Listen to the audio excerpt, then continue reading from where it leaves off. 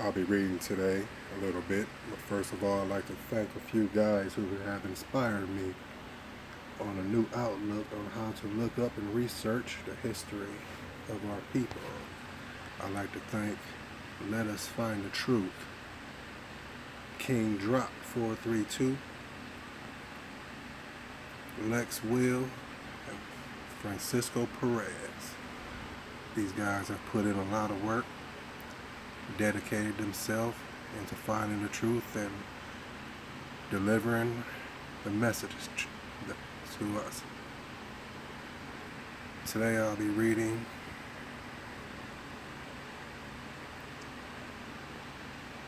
the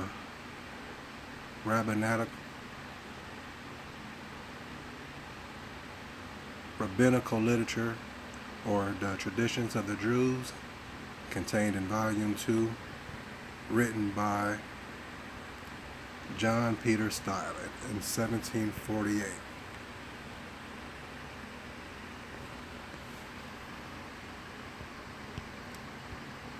Up here he starts off talking about the Sabbath River and how it rolls with stones along its course, but rested on the Sabbath.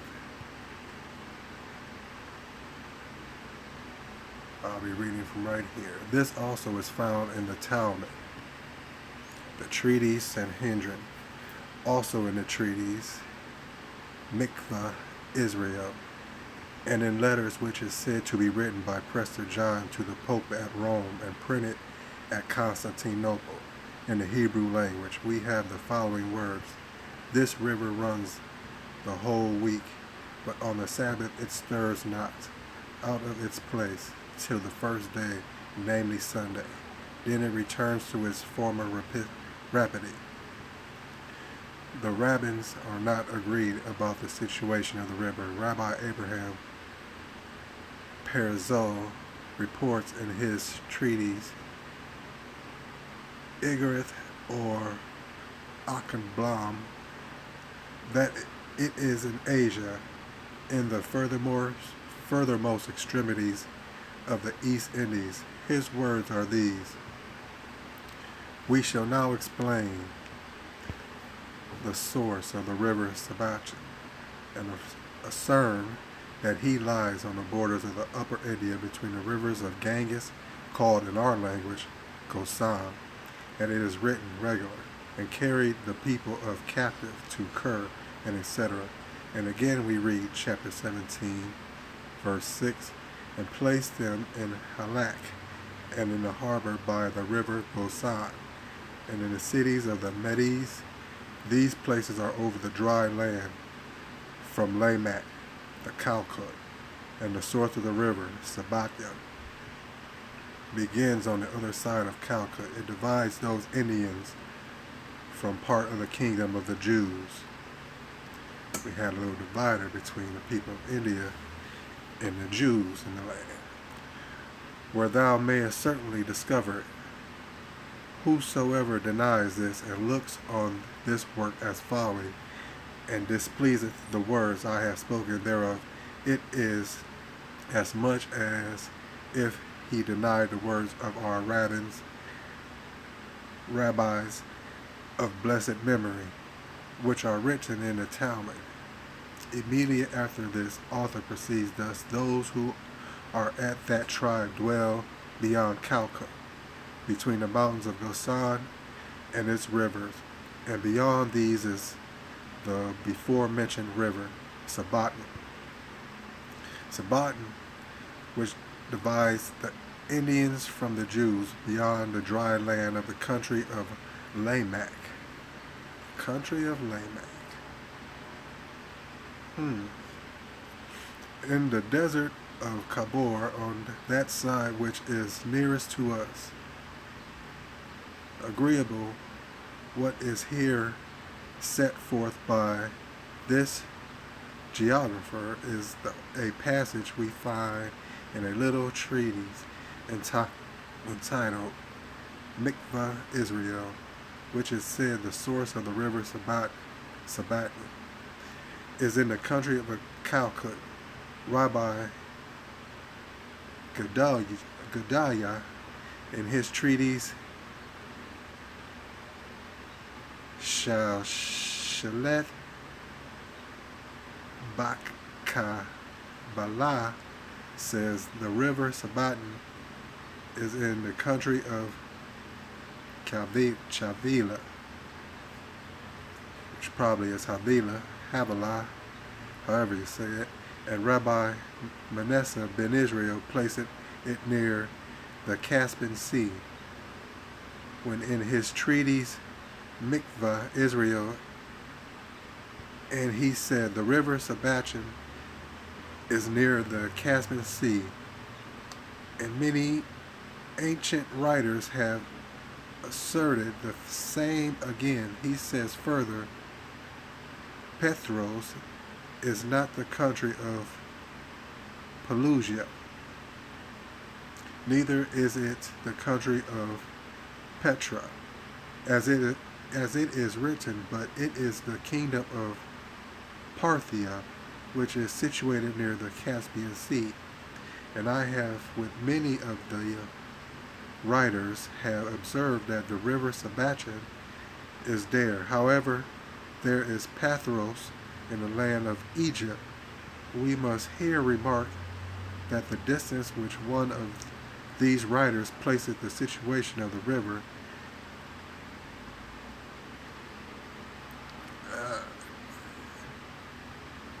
differs only 300 German leagues from the others, at great variance. Wait a minute. We must here remark the distance which one of these writers places the situation of this river differs or differ, however they want to say it, only 300 German leagues. 300 German leagues from the others. In the description of this river, the Jews are also at great variance. Some say it flows with water. The others assert it to be sand. Agreeable to the first opinion, some of the rabbis teach that what is said concerning the river Sabaton must be under flood of the river Gosan. Rabbi Ben Israel writes in his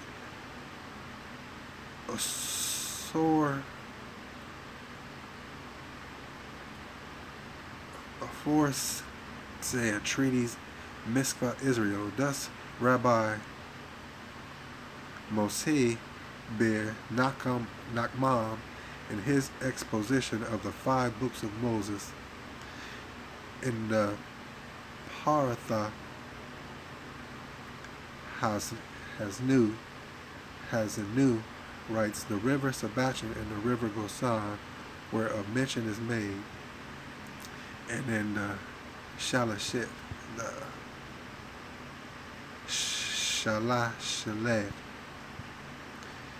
Shalashaleth Baka Abala, written by Rabbi Gedaliah. It is said, I have seen where it is written that the king who is called Prestor John asserted to the Pope of Rome about the year 222, that is the year 1460, that the river Euphrates encompasseth the Jews in such manner that they cannot come against him. But I say that perhaps he designed to say this of the river Gosan, which it is the Sabaton. Others assert the river to flow with sand. Eldad, the Danite, says the breadth of the river is 200 ells, or the distance of a bow shot, and conflicts of sand and stones without water. The rumbling of the stones sound like the roaring of a great noise, or like the billows of raging in the sea, or like stormy wind, and by night its sounds is heard in half, a day's journey distance. This stone and sand river roars all the 6 days in the week, but on the Sabbath day it rested and is quiet. And there riseth instantly in the eve of the Sabbath, and namely Friday evening, a fire round about the river, which lasted to the end of the Sabbath. This burns to fiercely that no man can approach near the river, and is on both sides of it, about half mile wide. The fire consumeth everything that groweth on the banks of the river. In the treatise Shalah Shaleth Baka Abala, we find these words: it rolleth also hitherto stones and sand without water, with a roaring noise. And Rabbi Solomon Yacobi, in his comment of the Talmud treatise Sanhedrin, calls the river Nabar Avanim, a stone river, because the driving and flinging out stones on the shore. As touching the sand of the river, it is said to be in motion all the week, and at rest on the Sabbath. Also carried into the country of this Rabbi Manasseh ben Israel in the treatise Mikvah Israel, giving us the following account. Rabbi Mordecai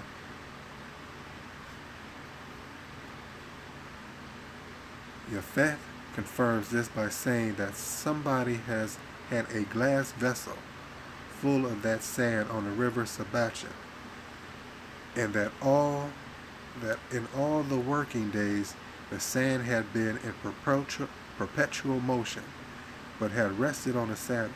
I, in like manner, do testify that according to the testimony which I had from my father of blessed memory, and which is a certain truth, for it is impossible a father should relate falsities to his children. He has often told me that in the city of Lisbon, in the kingdom of Portugal, there was a Moor who had a glass vessel full of that sand.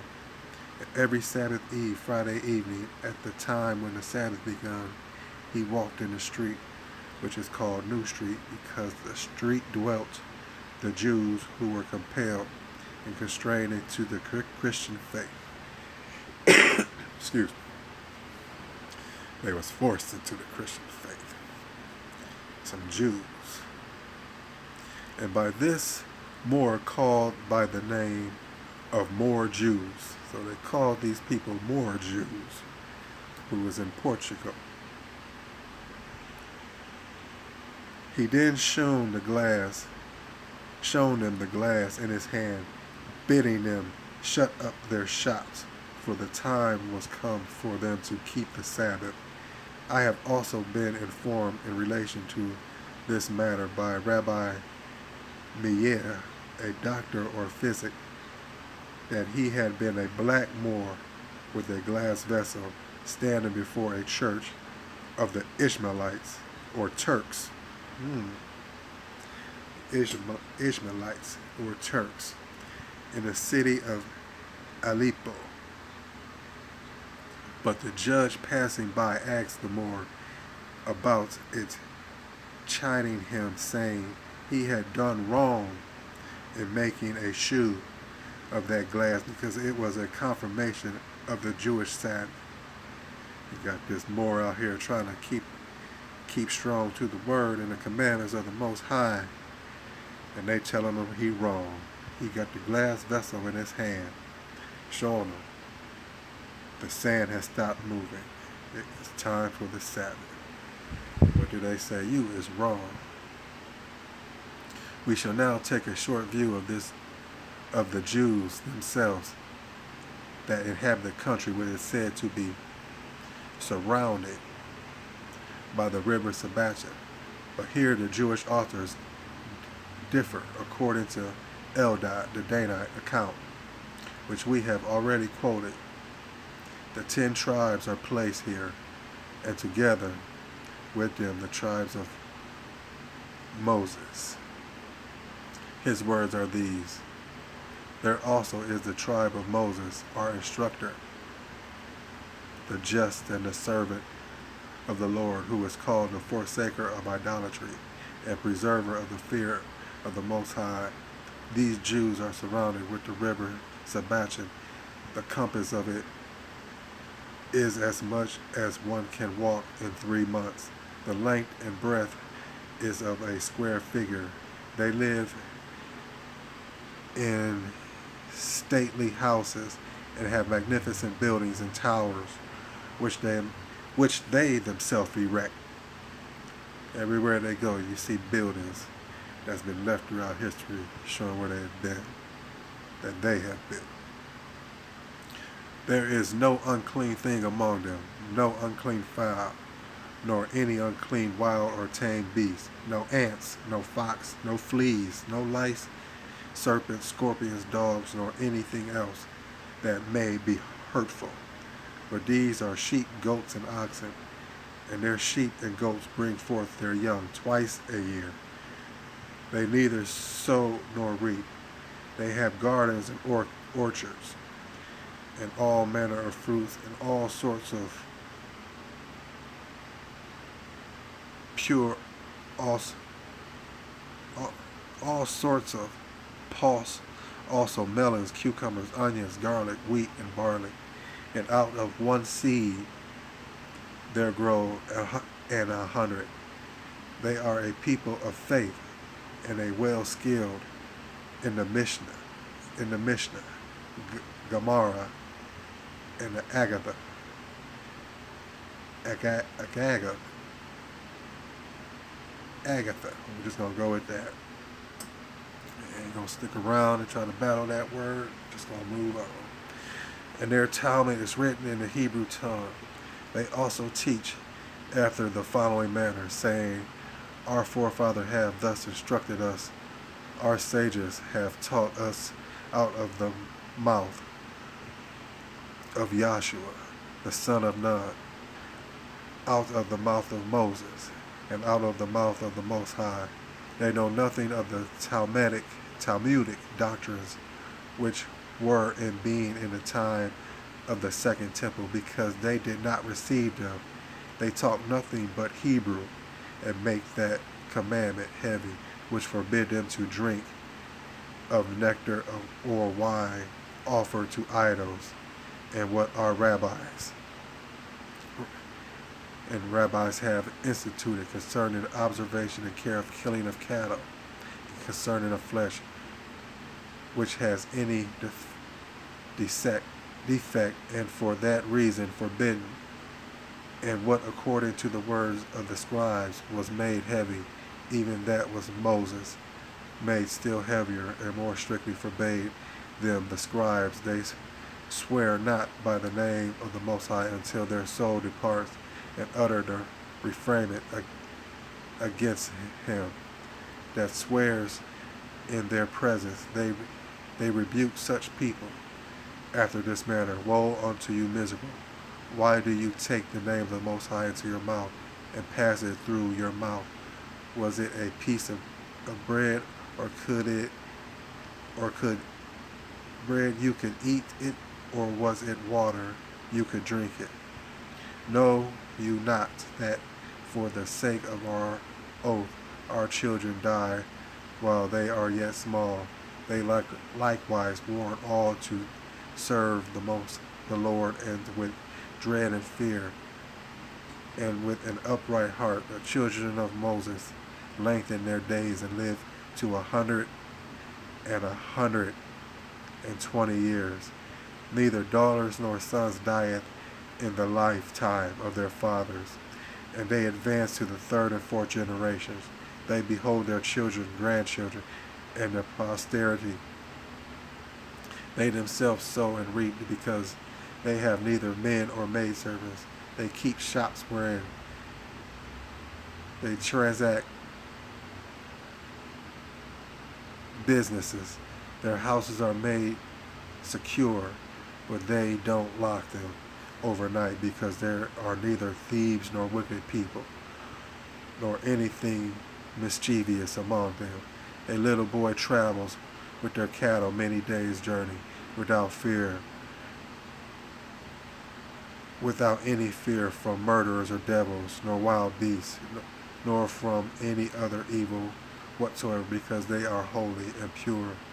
Their Levites labor in the law and in the commandments and continue till this time in the sanctuary of our instructor Moses, and therefore the holy and blessed Most High has given all this unto them.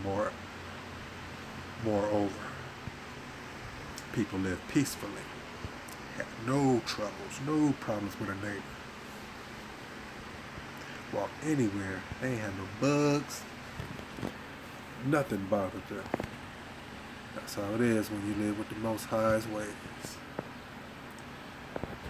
We're going to move on a little bit because I found something else interesting. As soon as I can get this thing together, go do a little search real quick.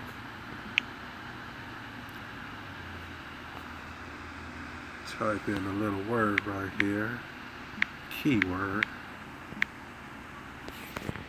I'm not reading all this to you guys, just a little bit.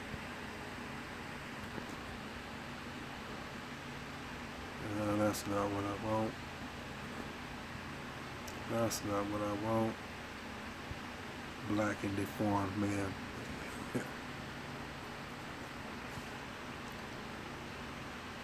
This right here. We're going to move on to something else. Explaining how our people were. History of our ancestors right here. And all this talk about we came from Africa. And you got people in Portugal. Black Jews living there.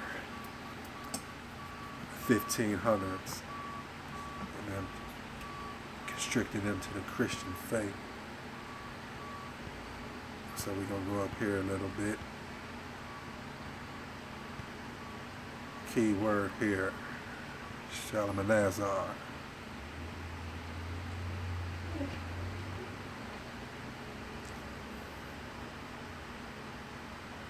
Yeah, I think I can start right here. Very strong, situated between two mountains. There are in Tilma wise and sensible men.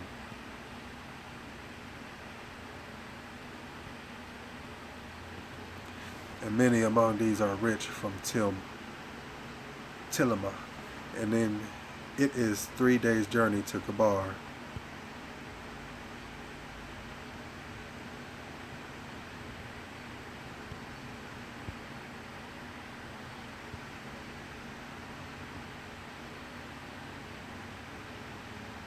Just give me a second. And it is 3 days' journey to Kabar. And the people say they are the tribes of Reuben, Gad, and the half-tribe of Manasseh, which Shalmaneser, king of Assyria, made captives. They were there and built strong and large cities. They waged war with all the kingdoms about them, and no man can come near them because of 18 days' travel in the desert wherein nobody dwells. The city of Kabar is also very large, and the Israelites who inhabit there are computed to be 50,000 among them, among whom are scribes and brave men who carry on war with the inhabitants of Sinir.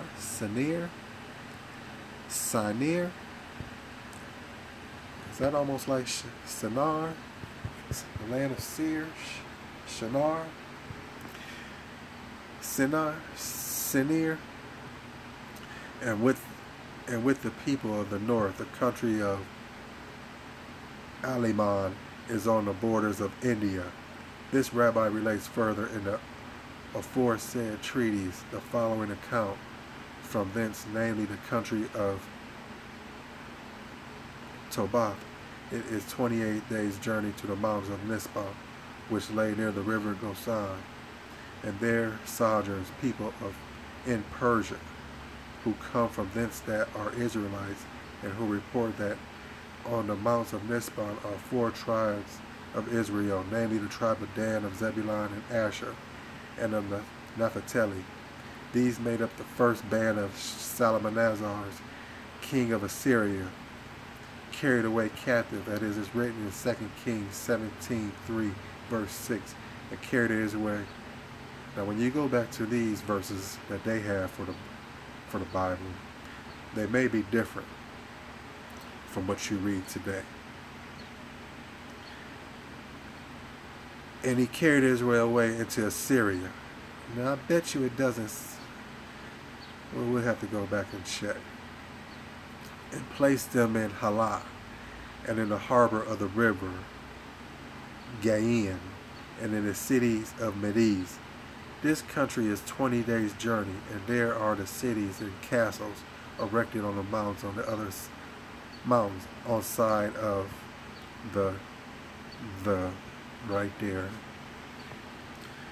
The country is washed by the river Gosai, and inhabitants are not in subjection to nations, but there is a prince set over them, whose name is Rabbi Joseph.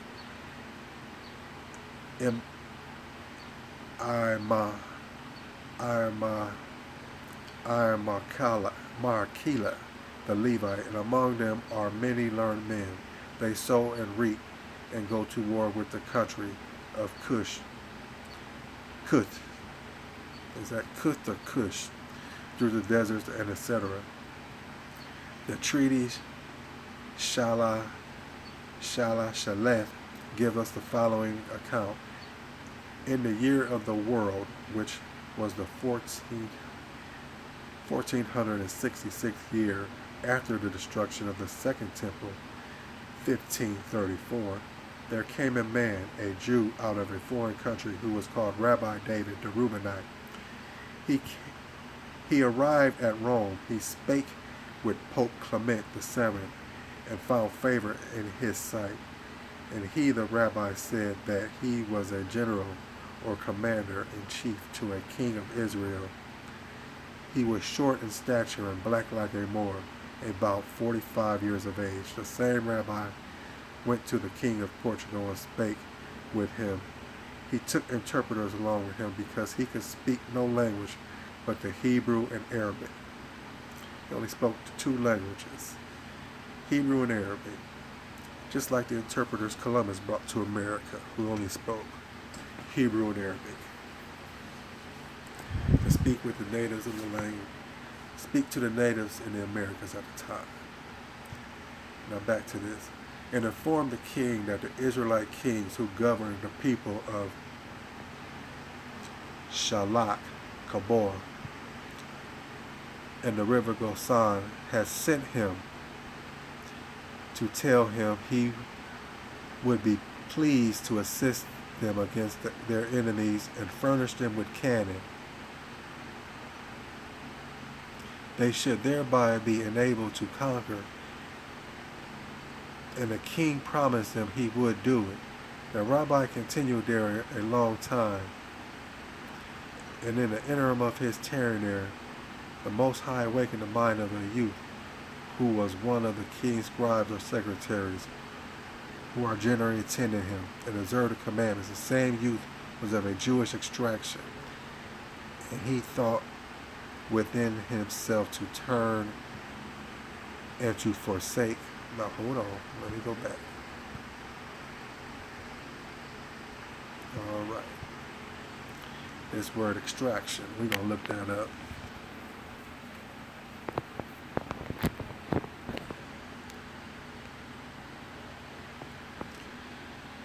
Let's get the meaning of this get the definition of this word.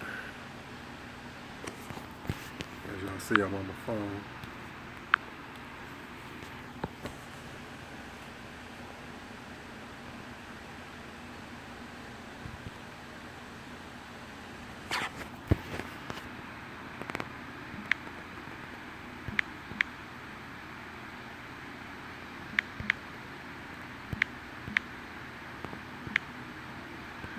Extraction.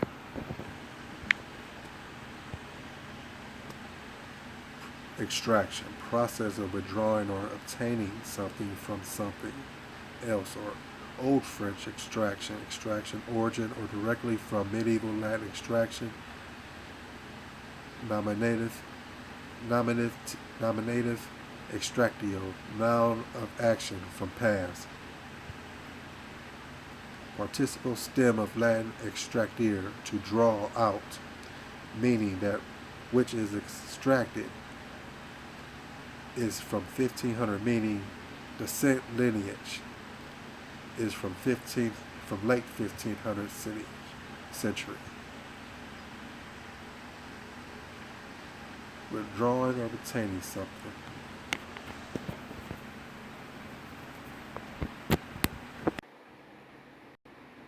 And from lineage.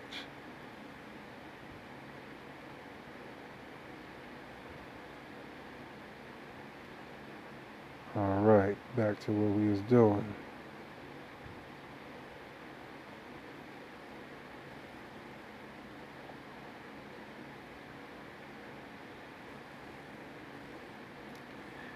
And to forsake the Christian faith.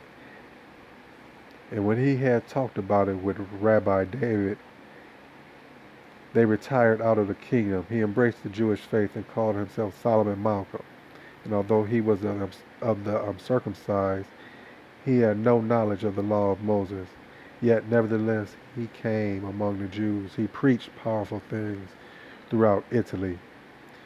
He's preaching throughout Italy concerning both the written and the oral law, both in the mystical and literal sense.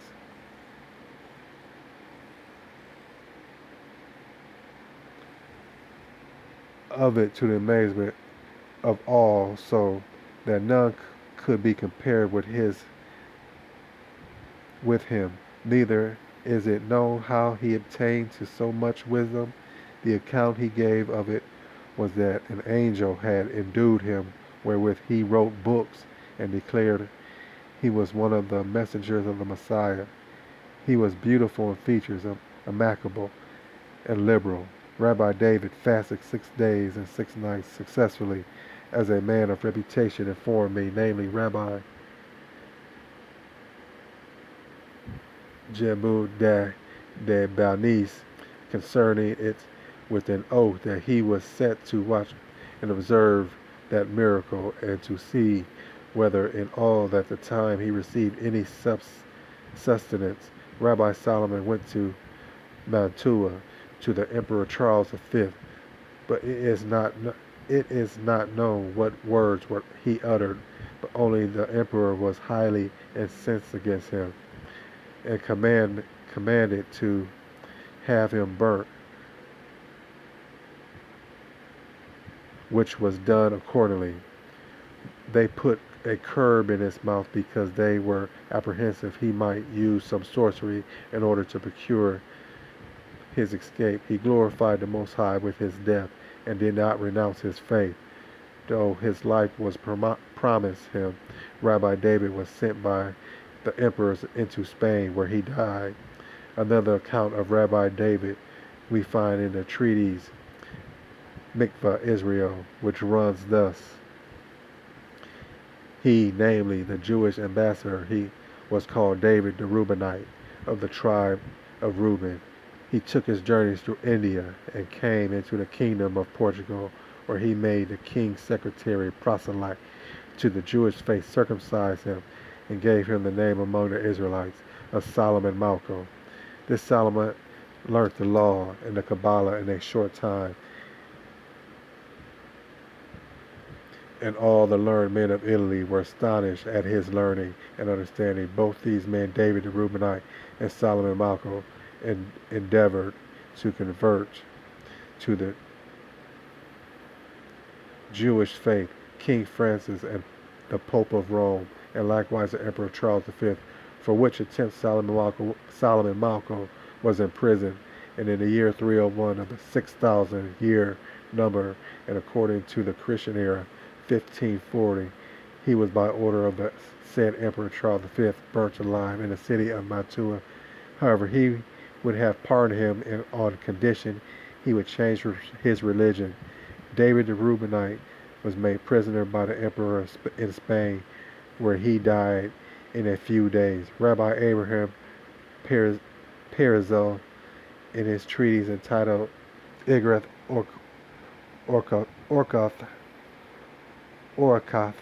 gives the following relation concerning the said Rabbi David, whom he calls David the son of Solomon, and the Jews who he imagines dwell in the desert of Kabor, saying this Jew was the lineage of one of those two tribes as may be gathered from his own words when he says he was one of those who, like the children of the Rechabites, dwell in the wilderness in tents, that his abode was in the desert of Kabor, which lies in the greater Asia, from whence downwards and so on forward for the remaining 10 tribes, bordering the desert in the way to Lamech and Gouda, not far distance from the Red Sea. They have their king and princes, and the Jews are there as numerous as the sand upon the seashore. Among them is found a spice and pepper, and a pharmaca simplica, or the simples of the physic, likewise several good things of which we shall hereafter give some account. But between the two tribes of the Jews dwell Israelites, a mighty and powerful people, who have many kings over them. These greatly differs the Israelites and interpret their holding correspondence one with the other. For they have been separated many years, and notwithstanding they have endeavored to come together, they have always been disappointed at length after a long distance of time by the arrival of some Christian ships in those shores. These have been informed of the following brazen instruments of war, and have also seen them wherewith by the power of fire stones may be flung in whole inhabited countries, and fortified and fortresses destroyed, whereupon the Jews who inhabit the desert of Kabor resolved to send this Jew, according to his assertion, that most powerful king of the Christians, with the distinction whereby his character might be known, and his words gain credit. This was concerned by the king of Portugal, who sends ships to those seas, to the Indian countries. It was he who made publicly known that there was discovered a kingdom of Jews, and he wrote to the Pope, whose glory made it be exalted, that this Jew might be credited. And this is the assertion and his assertion was true. However, let his assertion be true or false, it is sufficient for us who are in exile to know that at this present time the report is concerned by the kings and princes, and is a subject of public conversation in the streets of Rome, that the 12 tribes are in being, that they are mighty people governed by kings. And let the circumstances of Rabbi David's embassy be what they will, whether he was sent by them or no, it matters not, so long as it is certain that there are Jews with their kings actually existing. We may conclude that this Jew come with a company of travelers from the desert of Kabor, taking that road as it is customary to do so. For thus it is found in his writings and related of him by word of mouth. Afterwards he went to Arabia the Happy, and came to the Red Sea.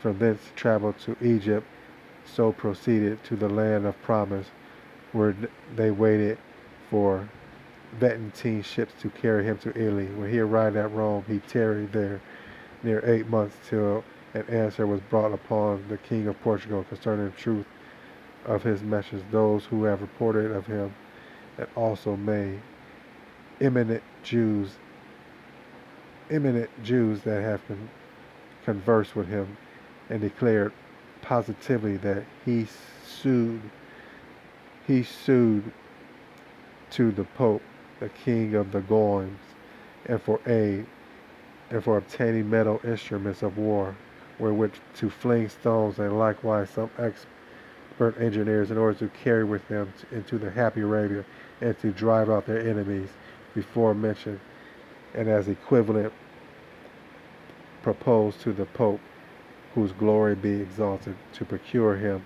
a way to have his government settled in some places of this country, for the end for this end that the Jews might assemble and join together to go over and possess the land of promise, because it is the inheritance of Israel, and etc.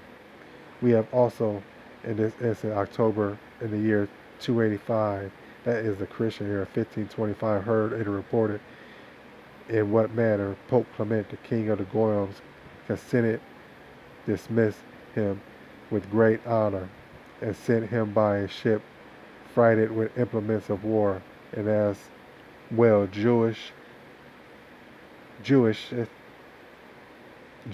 Christian workmen, with to keep other kings, recommendations to other kings further benevolence, furnishing him with passports and exhorting all Christian people to assist him what he had occasions for. Alright, we're going to stop right here, because I done went a little bit further than what I thought I was. And I just, Solomon Malco and David, Rabbi David the Reubenite stood strong to the end, and they wasn't going to renounce the Hebrew faith. So they had to die. Staying strong to the Hebrew word, going around towns with fascinating words and lectures that all of Italy was fascinated by Solomon Malco. We're going to go to another word, another search with a word. Just putting it in, just get to what I need to get to. White. The law is white and pure and sweet as milk. That's what they say.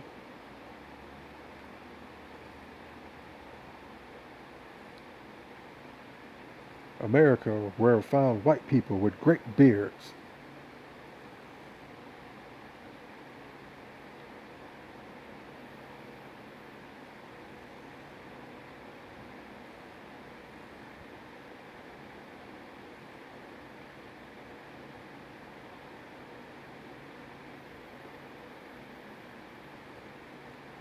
I think we can start up here, because we can always go back to some more.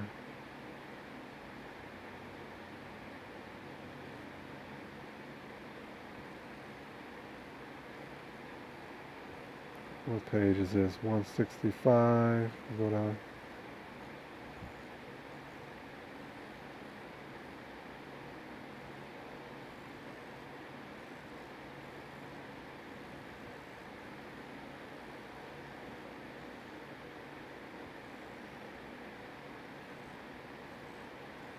We're going to go down here to 163.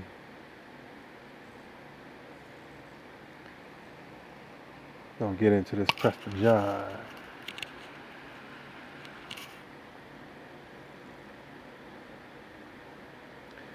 Start right here. Where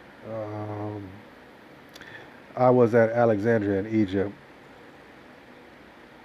where the 10 tribes were the general topic of this discourse among the peoples. One said one thing, another, according to the customs of the world, insomuch that I could learn nothing certain about them.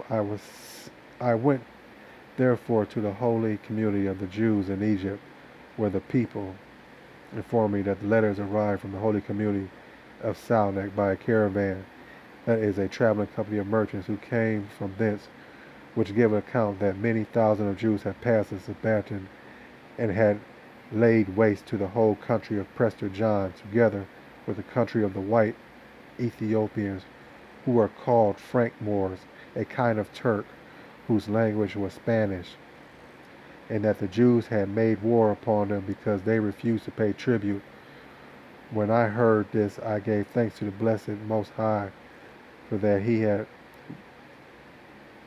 vouchsafed to me to hear good tidings of Israel, and that he had confirmed that the words that the scepter of Judah shall not be taken away.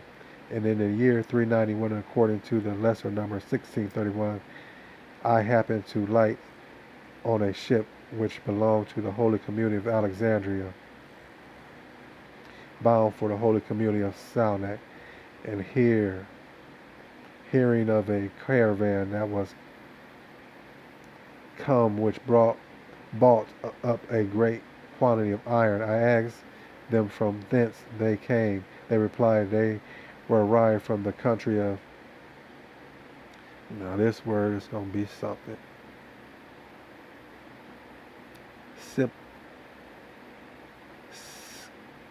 Kayaba said, and that they carried iron over the Sabbath. I then went to the Basa of the caravan, the chief of the merchants, and inquired everything of him as how far it was from thence, what convenience of life were there, and what would be the charge to go thither. And he told me the distance, most the distance Most High only knows, for we often travel 8 months, 6 months, or 5 months, according as the time. And he informed me of all the road from one city to another. Then I thought within myself, I will travel thither, because I understand the language and know the road. So as is profaning the Sabbath, I had advised the people whether I should carry any iron along the caravan, and everyone counseled me to go. Hereupon I went again to Basa of the caravan, informed him of my intention, and he swore unto me that if I would go along with them, I should come to no hurt. And I obtained such favor with him that he conversed with me every day, and persuaded me to undertake the journey in his company. All right, we're going to look along.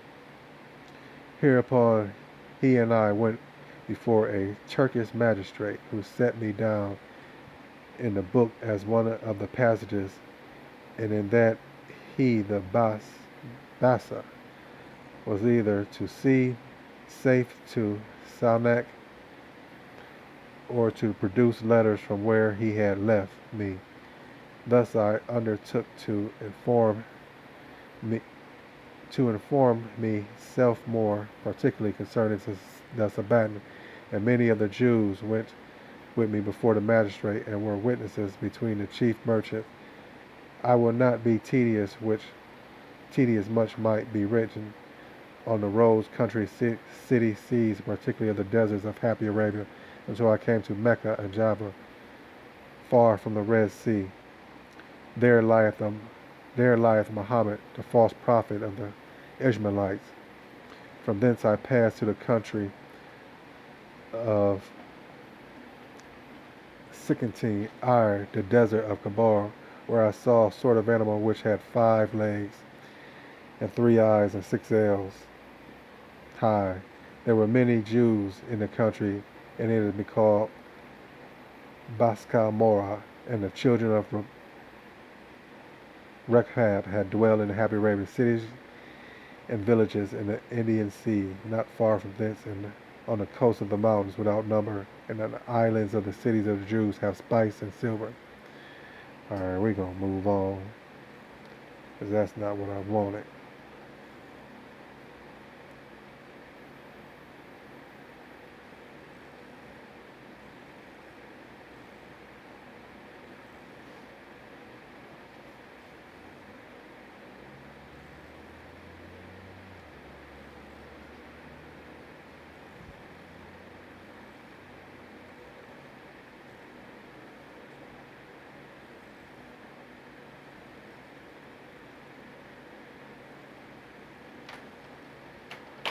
Alright, here we go.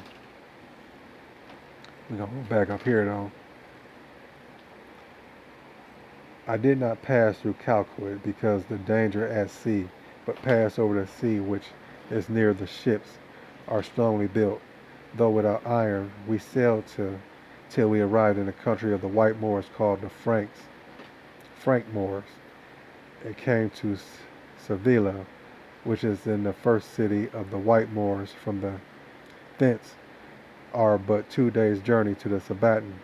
While at sea, I observed several distant places, great fires and great smoke ascending from several places in the sea. They told me it was the fire of hell, like that in Italy, where are mountains called Cervelian Mountains. Behind the mountains on the other side of the city of Sevilla rises a great fire very high. One might see it 18 miles distance. 40 miles from thence by sea is a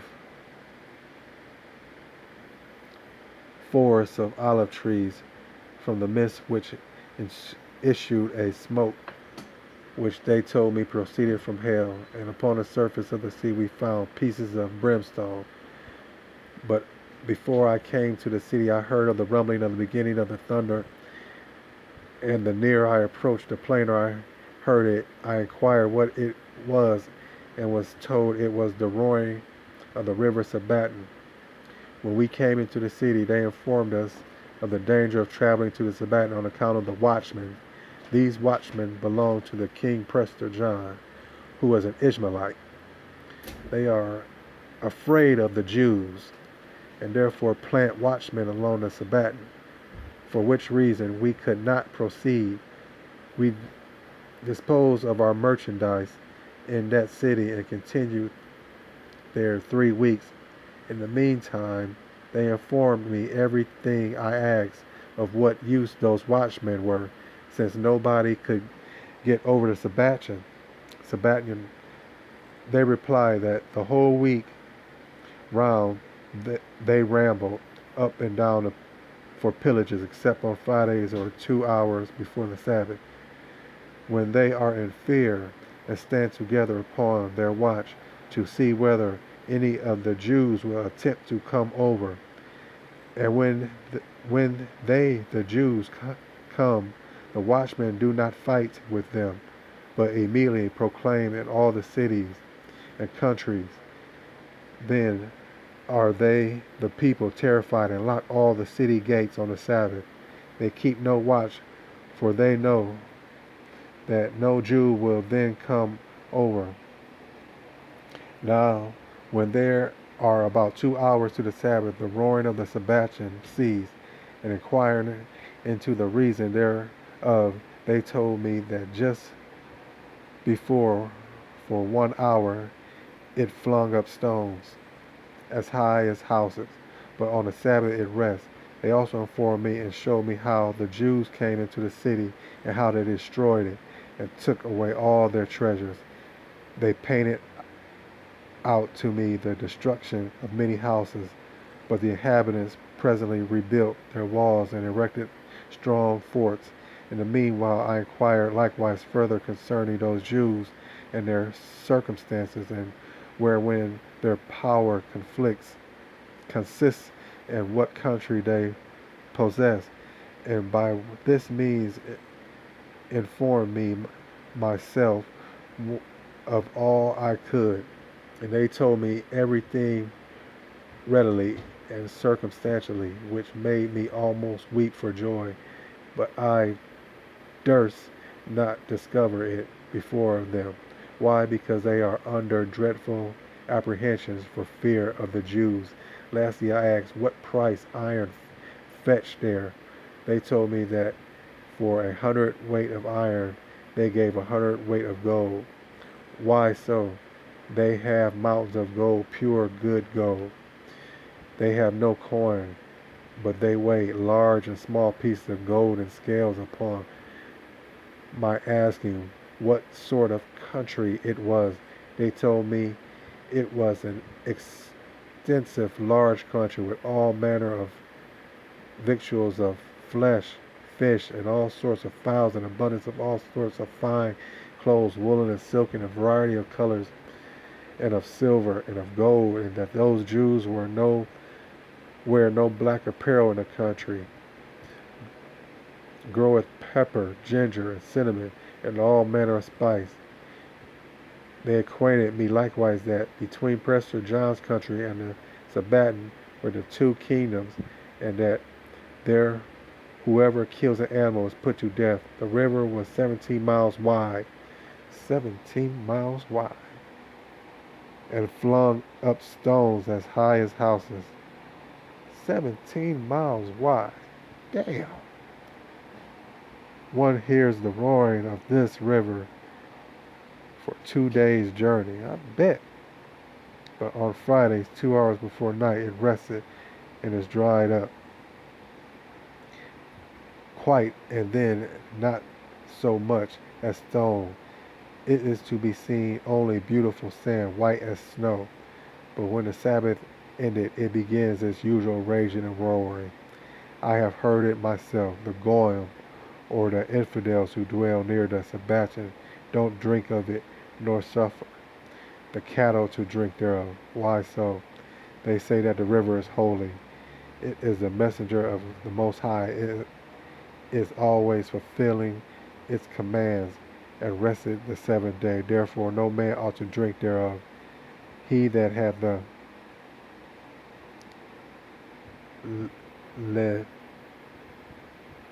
he that had leprosy is healed when he washeth himself therein. He that had inflammation hath washeth himself with it is cured, and therefore the people reckon it is holy.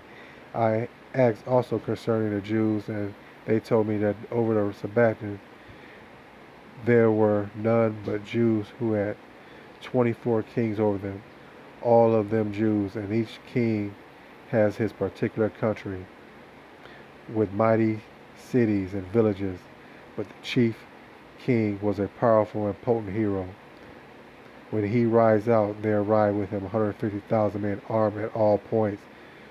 Each has a spear in his hand with wood, wherefore it is painted red. The people are large and stout men. Also the horses are very strong. If one comes near them, they bite and kick with their fore and hind feet. They have mutton for their food, which being cut very fine is boiled and given to them to eat, after which they have wine to drink, whereupon they presently grow strong, kick and run. Whosoever sees or hears them is struck with fear, and none dare to approach them, but those who are accustomed to them. Then go the people to seat them themselves upon the horses, but tie their feet and blind their eyes before them, place themselves upon them. Then is brought these kings' horses in a golden ladder with 7 steps, and the king of Israel climbs up and seats himself upon the horse. The same king is called Eleazar, who was king in the year 391, after the lesser number, i.e. 1631. It is also customary which he takes the field to be accompanied with 180,000 horsemen, but his footmen are innumerable. They set out 2 hours before the Sabbath to pass over the Sabbaton, and ride very swiftly. Afterwards they rest and keep the Sabbath. On the other side near the country lie the dominions of Prestor John. There are many country seats and Jewish communities in those parts, and its borders upon the great Indies. The Jews on the other side of the Sabbaton keep watch on the Sabbath to prevent the enemies from coming over, and suffer none to pass over but the Ishmaelite merchants. When a cupbearer or Christian gets over, he is made away with. Sorry, gotta go. The horses are so strong, they will stand 3 days under their riders, with whatever else is upon them, without being hurt. These Jews have upon their horses bags filled with forced grain, pepper, and other spices, which they eat and continue sitting on their horses. But the legs of the riders are fastened with locks to their horses to prevent their falling. When they are upon full speed, King Eleazar, they said, is a strong hero, and 6 ells in height. Their ell is in length 6 spans, and he alone will make 800 men fly before him. The hilt of his sword is 10 inches long, the breadth of the blade 3 inches, and the length thereof there 3 ells. And whenever he draws his sword out of the scabbard, he doth not draw it out in vain. He kills all he meets, and every one of the people carries a spear in his hand. The wood whereof is the thickness of a span, and a half, some 2 spans. With them they throw a man out of his saddle and fling him backwards. Whenever the Jews come over, they kill thousands of the white Moors, and likewise of the people of Prestor John. These people went to war with Prestor John. Prestor John was scared to death. Had watchmen set up on the river. Let me know when they coming. These people is dangerous.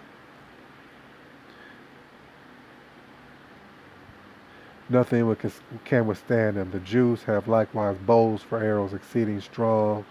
They are gilt, and the strings are made of bullock sinews.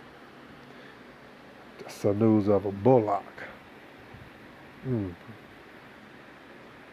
It's like when Jacob had his hip hurt,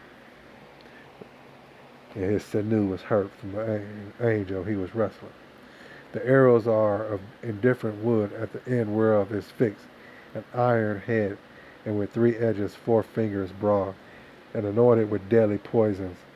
And whom forever one of those arrows touch, he surely dies. Watch out for them arrows. If at any time a Jewish youth challenge a strong man of Prestor John's people, then giveth he, namely, the man of Prestor John, to him the Jews much gold as he weighs, for not meddling with him. Man, Prestor John's people come out the pocket, not to fight them. Coming out the pocket.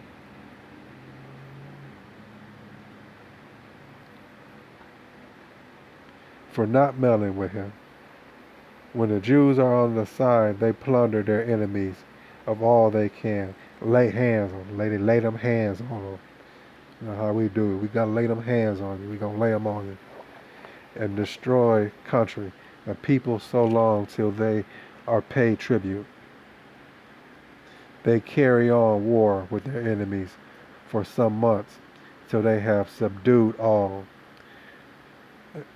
Look, we going to get them till they look like they done. And then they return in peace over to Sebastian. On a march, King Rabbi Eleazar has an eye upon the other 23 kings who likewise valiantly maintain the war. Jointly with him. There is one king among them who is called the pious Daniel. He is a prodigious, huge man, like a giant. He singly beats 1,000 men. He is also of a meek temper, and dwells in the city of Dam, Oraka, in Aramonia. Their apartments are built of precious stones and pearls, and no stranger is suffered to enter those apartments. It is also customary, when the king goeth to school, for his queen to go with him by his side. The pious King Daniel has 4 sons, bold, brave youths, and 2 daughters who have not their equals for beauty, and the women are very chaste. They look on no strange man, and nobody can see them, for their headdresses, are all of silk, which they draw over their faces, and they tie them to their necks. What covers the faces is no transparent that they can see through. Both men and women make all manner of work, each according to his profession, and have all sorts of pearls and jewels, gold and silver, ineffable. They further told me that the pious Daniel had a jewel in his castle called the carbuncle, which gave light to the whole house like the sun. Huh. I have to point on another videos of the light. A jewel that gave light like the whole sun in the book I read, where Noah had a jewel that gave light like the sun and when he was in the ark.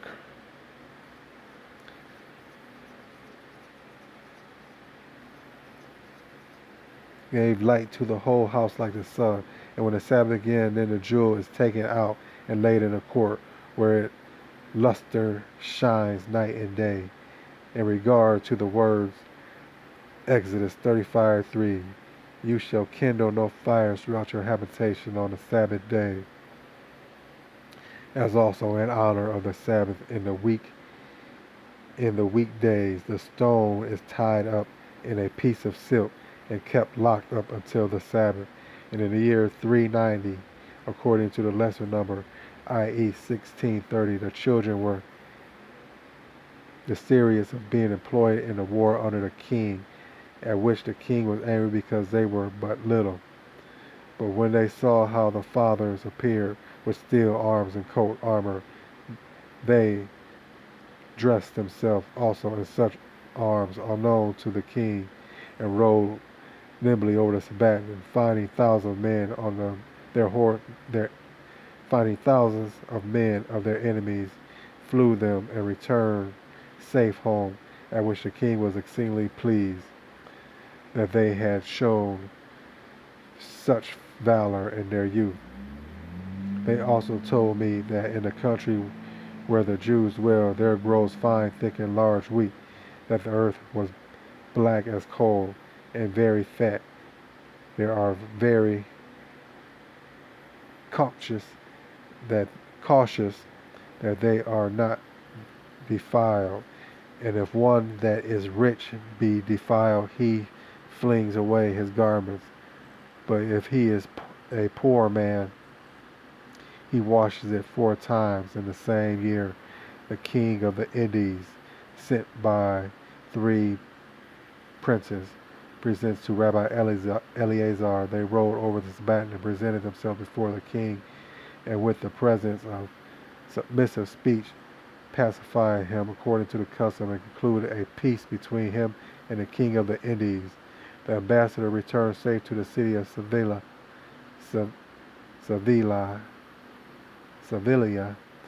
which is 2 days' journey from the Sabbath. Whilst I was in the city, there came an ambassador from the king of Prestor John in order to negotiate a peace.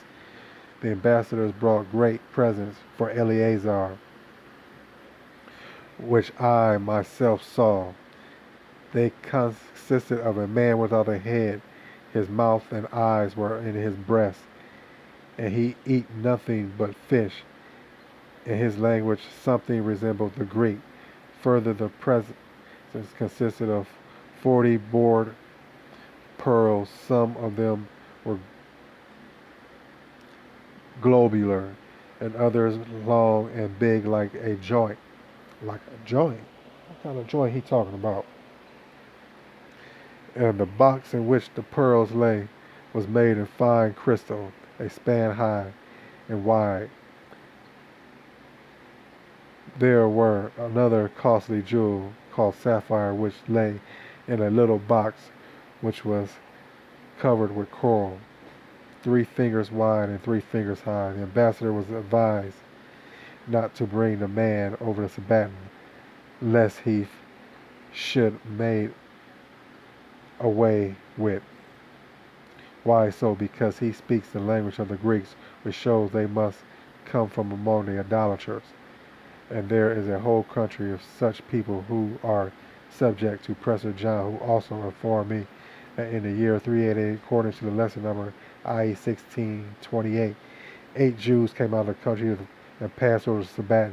The king inquired of them how they could come thither through deserts and nations without profaning the Sabbath. And they answered, we did it with a willing mind, and we have been captives among the nations and made our escape to gain our liberty with you, for we have heard you are Jews, and that you will fulfill the intent of those words. Deuteronomy 23:15. Thou shalt not deliver unto his master the servant who is escaped from his master unto thee. I know they changed this verse up. Let's check this out again. I didn't go back and check the other verses. But we gonna check this verse out, because if verse was still strong and they said they are Christians, then they wouldn't have chased no escaped slave here in America. Thou shalt not deliver unto his master the servant who is escaped from his master unto thee. Now let's go. What is Deuteronomy 23:15? I'm just going to read it from my Bible, because I'm not going to bring it up on here. What version is this? I'm reading from the New King James Version. Deuteronomy 23:15. Get that right now.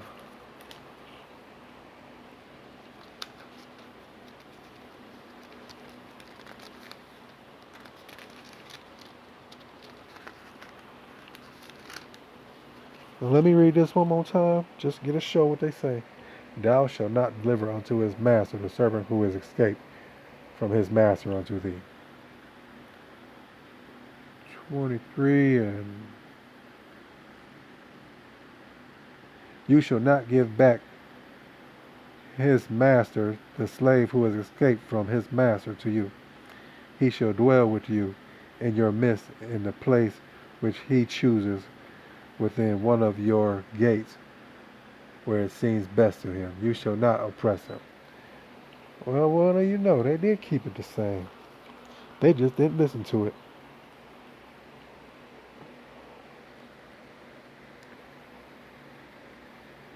Then asked the king whether they could teach anything, and whether they had studied. And they said, yea, and the book being given them, they taught or read before the king. Then the king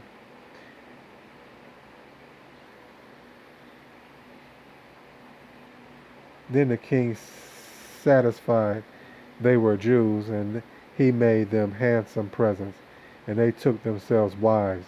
They also acquainted me that in the city Dam Esroab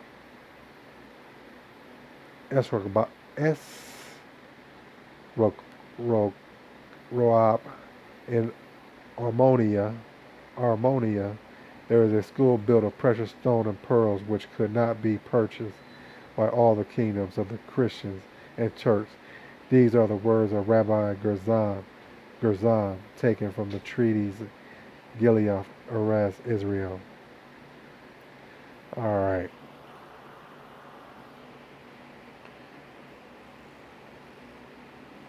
I'm just going to go back to another word real quick.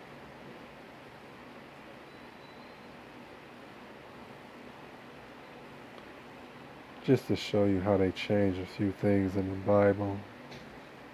Took words out. That's not the word I want. I'm looking for cloud. That cloud.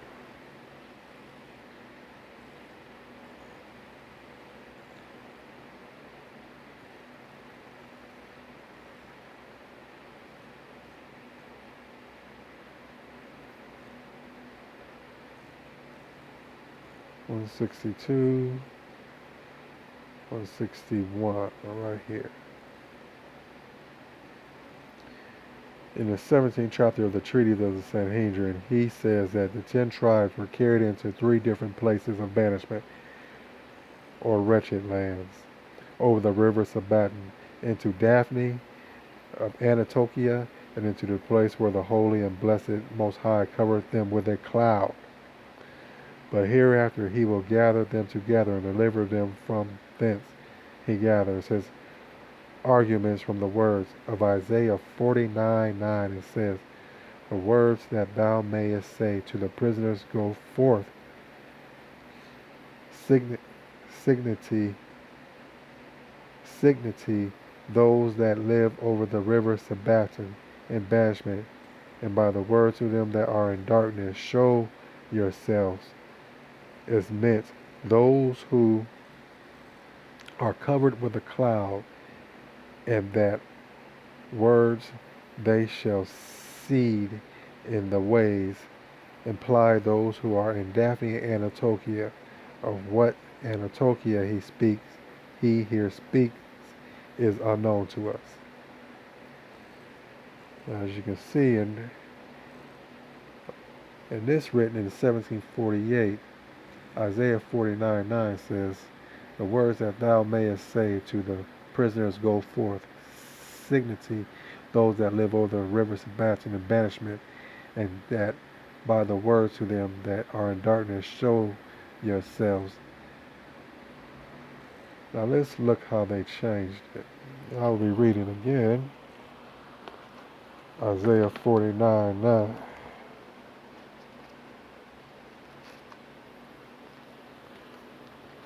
Isaiah 49:9.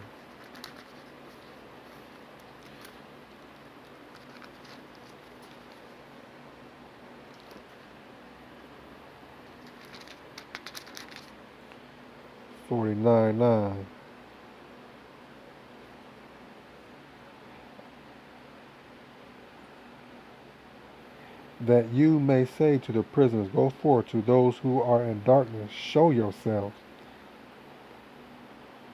They shall feed along the roads, and their pastures shall be all desolate heights. They left a little bit of it, but they didn't leave it all like this says. Says that the words that thou mayest say to the prisoners go forth, signity those that live over the Sabaton in the banishment, and that by the words to them that are in darkness show yourself. In 17th, back in these days, they had the river, the name of the river where they were, written in the Bible, and as you see, they took it out. Now back to this cloud.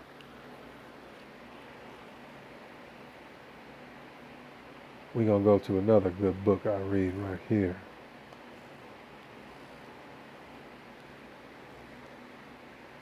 Legends of the Jews by Louis Ginsburg.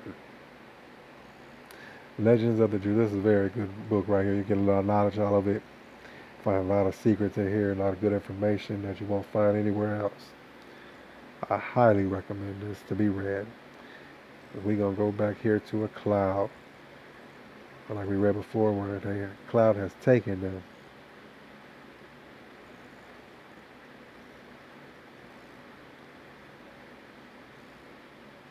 Dang it, I messed up.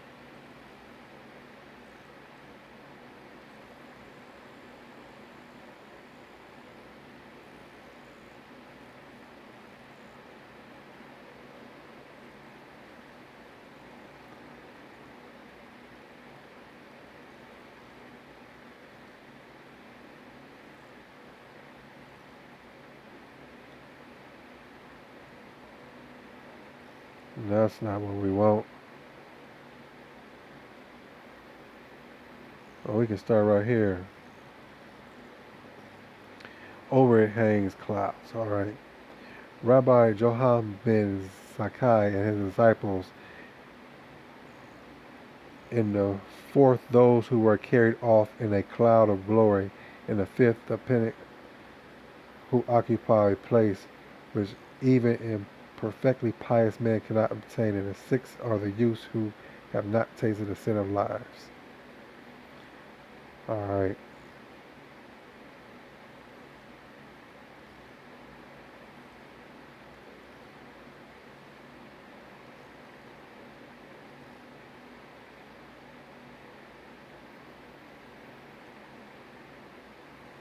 Not that.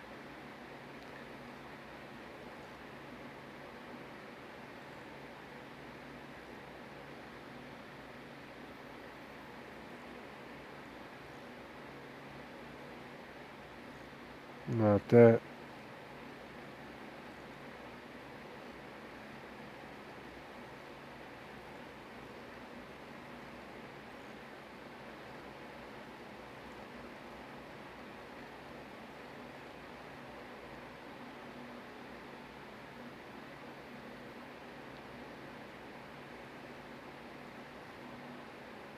Not that. Somewhere around here. The passage to the Red Sea.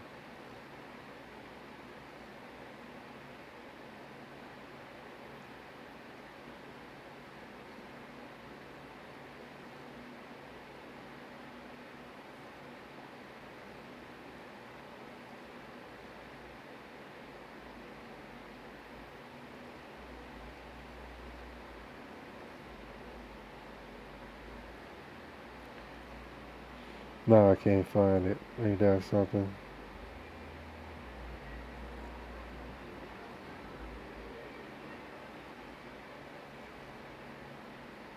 Alright. I'll just look for it myself. I think I know where it is. Gotta stick on the subject of this cloud. The song at the sea. Nope. This was around the off. Well, forget it. I'll get back to that later.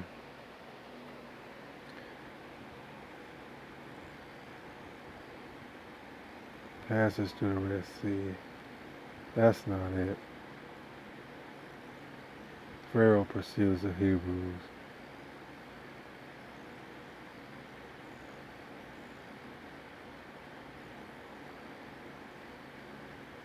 Let me see. The Exodus. That's not it.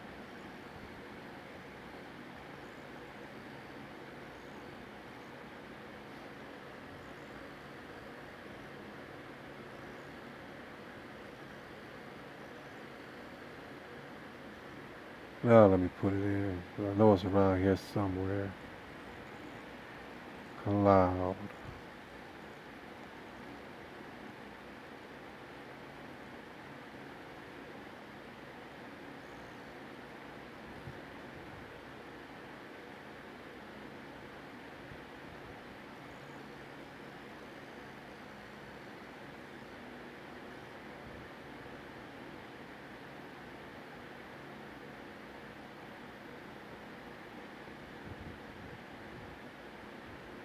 Alright, here we go. The Lord had performed a great miracle for the Israelites, as no sacrifice may be eaten beyond the borders of the Holy Land. All the children of Israel. Let me go back and let y'all know where we at. This is the first Passover when Moses and them was still in Egypt, that they fought so hard to observe after the smiting of before the smiting of the firstborn. The Lord performed a great miracle for the Israelites, as no sacrifice may be eaten beyond the borders of the Holy Land, and the children of Israel were transported thither on clouds. And after they had eaten of the sacrifice, they were carried back to Egypt the same way. They were transported on clouds from Egypt to Israel so they can eat the sacrifice for the Passover. And after they had eaten, they transported back on clouds. Alright. And we're going to get back to what I was talking about. Just to touch up on one more thing.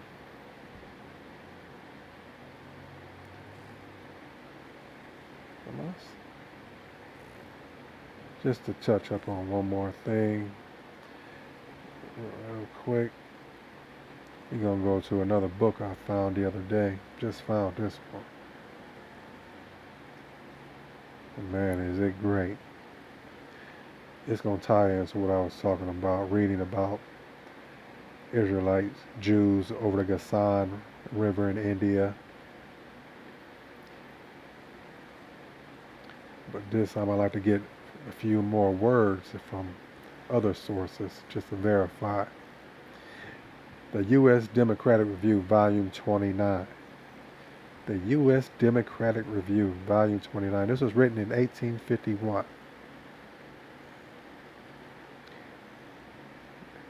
We'll start right here.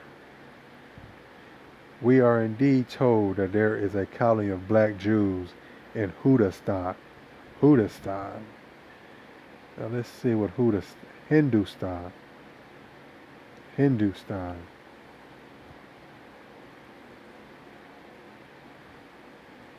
Hindustan.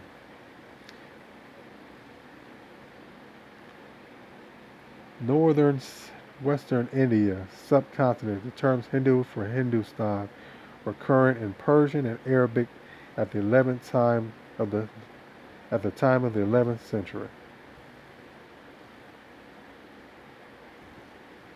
Hindustan. All right. But we have no evidence that this blackness is anything more than a dark skin as compared with the general complexion of Jews elsewhere. And it does not appear that they have in any degree lost their peculiar features of their nation, which are far enough from the immobile, energetic, and brutal features of the Negro. In fact, if there are any change of the feature, it would be in assimilating them to the native population, to which type it is argued that they are converted or being converted to a far more delicate and beautiful physiognomy, whatever. That belonging to the Jewish nation, we will now close this extended article with a few references to the book under review.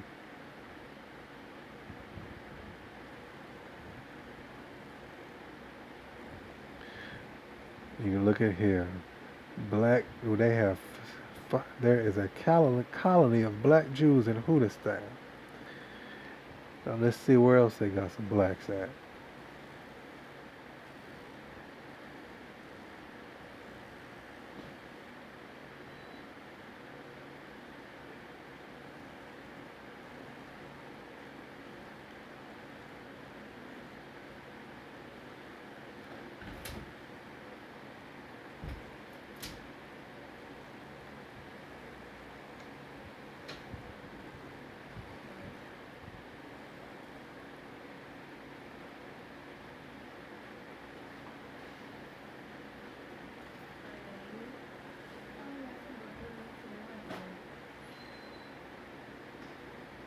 Well, I got down here, not that, that's not what I want.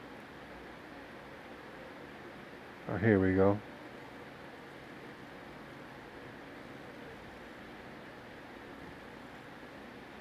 We'll start right here. Tribes of very different features and complexions are found in the immediate vicinity of each other, where they are known to have lived for ages, and climate may be fairly presumed to have exercised its fulfillment influence on each other. Small communities of black men with Negro characteristics are found in the elevated region of the Himalaya Mountains, at the very northern extremity of India, while the Hindus in the hot plains below are comparatively fair, and white races are found almost in juxtaposition with those black ones. The remains of the ancient Negro population are also supposed to be found in some of the islands of the Bay of Bengal, like variations occur in the Deccan of the west coast in the southern part.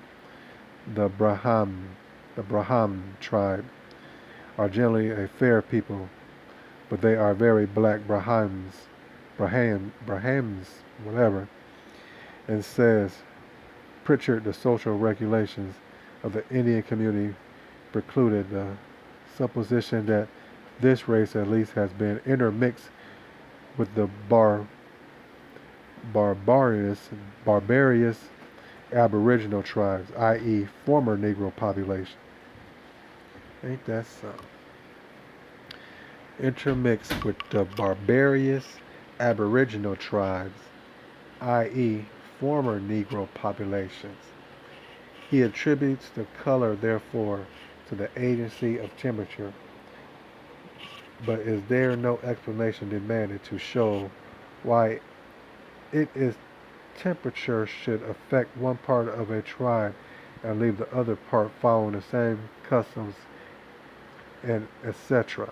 untouched, admitting the average complexion of Hindustan to be black, and it is rather engagingly called, and it is still certain the Hindus are as far from the Negro as many people of Asia.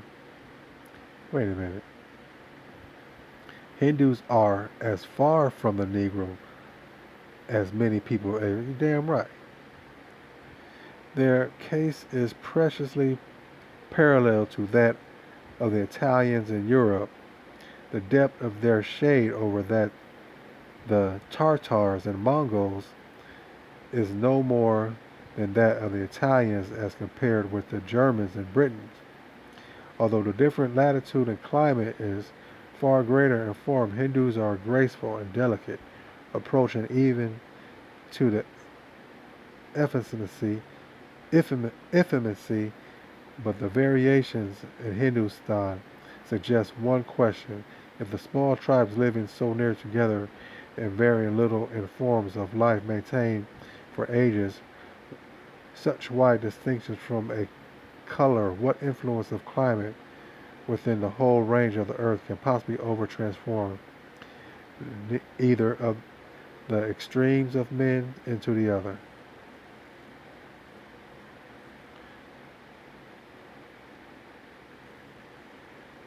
See, they keep going on. They got a lot of good information here in this 1851.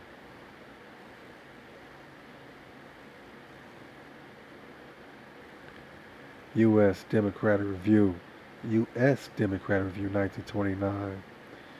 You can see a lot of catchy things in here. That black people didn't only come from, black people ain't all from Africa. We were scattered all over the world after Israel was conquered by Shalmaneser and all the rest of the people. Nebuchadnezzar, Shalmaneser, carried away. Let me put this in here. Mongo.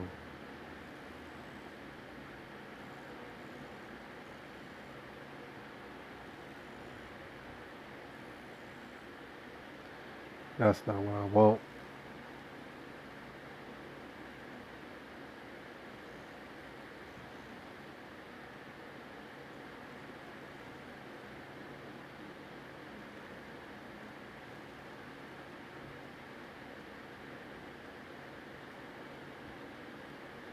That's what I want. Oh, they ain't got it. Well, I think that's going to be enough for me today. For right now, it is. Hopefully I can get back to this another time with some more things I'd like to share with you guys or whoever wants to watch this or listen to me. And I think that'll be it. Alright, y'all. That's it.